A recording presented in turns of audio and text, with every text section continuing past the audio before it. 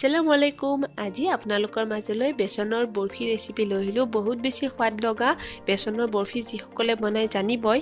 মই কেনেদৰে বনালোঁ আহকচোন চাওঁ। তাৰ বাবে মই ইয়াত ঘি দি লৈছোঁ।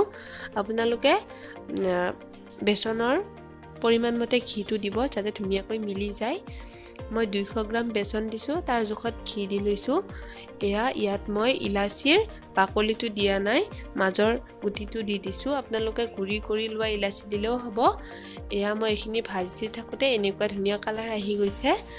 এইখিনি ভাজি থাকোঁতে এইখিনি ধুনীয়াকৈ ভিজা ভিজা হৈ যাব, কাৰণ ঘিটো এনেদৰে ওলাই যায়। ধুনীয়াকৈ ঘিখিনি এতিয়া ধুনীয়াকৈ ওলাই গৈছে। এনেদৰে ভাজি আছোঁ। ভাজি থকাত ইয়াত মই চেনি পানী এনেদৰে মিলাই লৈছোঁ। এনেকুৱা তাৰ এডাল হোৱালৈ চেনি পানীখিনি ধুনীয়াকৈ উতলা হ'ব লাগে। উতলোৱাৰ পিছত এইখিনি ইয়াত মই দি দিছোঁ। এইখিনি ভালদৰে মই আকৌ লাৰি লাৰি এইফালে মই কাজু আৰু আপোনালোকে যিকোনো শুকান ফ্ৰুটছ দিলেও হ'ব, কাজু আৰু চেৰি দি ইয়াত মই দি দিম। মই এখন বাচনত এনেদৰে ঘি সানি লৈ এইখিনি দি দিছোঁ। ইয়াত মই ধুনীয়াকৈ কাটি লোৱা ফ্ৰুটছখিনি দি দিম।